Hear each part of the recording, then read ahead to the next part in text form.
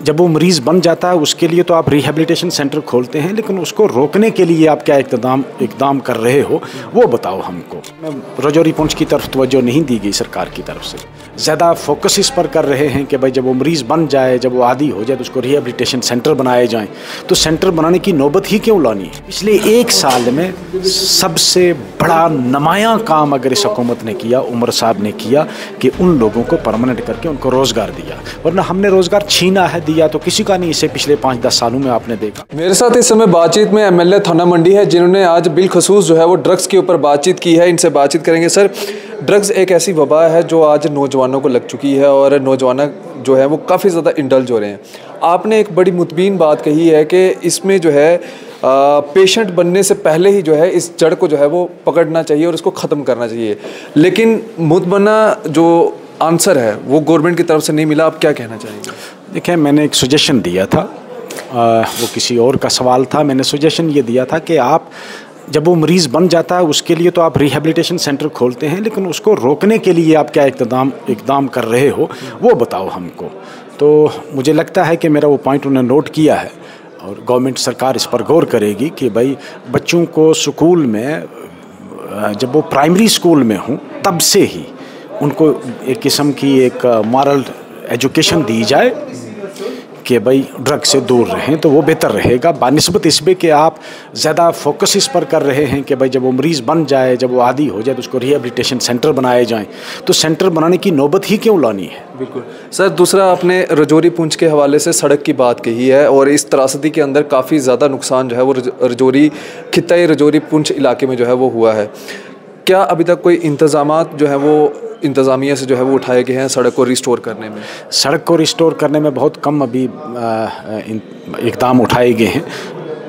मुआफ़िक जो ज़रूरत है वहाँ वो नहीं हुई। और सबसे अहम जो मैंने आज मुद्दा उठाया था कि भाई हमारे वहाँ फसलें तबाह हो गई हैं और हमारे वहाँ मक्की की फसल सबसे ज़्यादा होती है और इस मौसम में मक्की की फसल जो थी वो अनकरीब जो थी वो मतलब at the stage of reap थी कि अब मक्की पकी हुई थी। जब ये फ्लड आया उससे बहुत नुकसान हो गया और कोई ज़िम्मेदार, कोई बेचारा जो फार्मर है वो उससे बच नहीं पाया और उनका सोर्स ऑफ इनकम ही वही है, धान और मक्की। तो मैंने कहा कि उनको कैसे आप कंपनसेट कर सकते हैं, कंपनसेट कीजिए आप।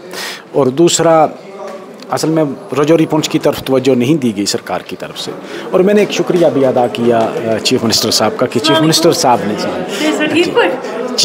साहब ने बहुत सारे जो स्कूलों में सीपी वर्कर थे, कंटिंजेंट पेड वर्कर, उनको परमानेंट किया। मैंने उनका शुक्रिया अदा किया कि बहुत अच्छा कदम किया और मेरे ख्याल में पिछले एक साल में सबसे बड़ा नुमायाँ काम अगर इस हुकूमत ने किया, उमर साहब ने किया, कि उन लोगों को परमानेंट करके उनको रोज़गार दिया। वरना हमने रोज़गार छीना है, दिया तो किसी का नहीं। इसे पिछले 5-10 सालों में आपने देखा तो पहली बार हुआ कि हुकूमत ने उन गरीब लोगों को रोज़गार दिया है और हज़ारों की तादाद में दिया है जिसका किसी ने जिक्र तक नहीं किया था। तो मैंने वो असेंबली को कहा कि हम शुक्रगुजार हैं, आपके शुक्रगुजार भी हैं, लेकिन और बहुत सारे काम है। डेली वेजर्स, हमारे जो कैजुअल लेबर्स, मैंने जिनकी बात की, एसपीओस तो चलो वो होम डिपार्टमेंट के अंडर आते हैं, लेकिन डेली वेजर्स, कैजुअल लेबर्स आपके पीडीडी में, आपके पीएचई में, आपके स्कूलों में, आपके खासकर जीआरएस, जो पिछले 20-20, 15-15 सालों से नौकरी दे रहे हैं। हमारे पास कोई पॉलिसी नहीं है आज तक कि हम उनको परमानेंट कर सकें। तमाम मुल्क की हर रियासत में जो नरेगा की स्कीम चली, सपोर्टिंग स्टाफ के लिए उन्होंने एब्जॉर्ब करने की पॉलिसीज़ बनाई, लेकिन हमारे यहाँ हुकूमत नहीं दी। वो भी नेक्स्ट सेशन में हो सकता है बिल लाऊं उसके लिए। एक और जो बड़ा अहम मामला है, आरईटी के टीचर्स जो हैं, जो लोग उस वक़्त लिटिगेशन में फंस गए, वो आज तक लिटिगेशन में फंसे हुए हैं, जिनका कोई कसूर नहीं है, उनके साथ ही उसी लिस्ट से परमानेंट भी हो गए, वो बेचारे अभी तक अपॉइंट नहीं हुए। तो बहुत सारे मसाइल हैं, इसमें शक नहीं कि पिछले 5-10 सालों में मसाइल्स का एक अंबार लगा है। अब उसको रिज़ॉल्व करने के लिए टाइम चाहिए।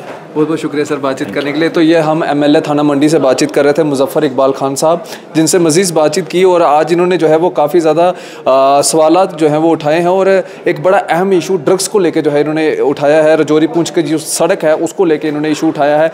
जो इनके इलाके के अंदर इस समय क्रॉप्स को लेके जो एक सिचुएशन बनी हुई है, जो लॉसेस जो फार्मर्स को हुआ है, उसका इशू जो है वो आज इन्होंने असेंबली में उठाया है। अपनी राय इस वीडियो के कमेंट सेक्शन में ज़रूर रखेगा। इसी तरह से बढ़ रहे द JNF न्यूज़ के साथ मुझे और मेरे कैमरा पर्सन साहिल शर्मा को दीजिए इजाज़त। आदाब, अस्सलाम वालेकुम।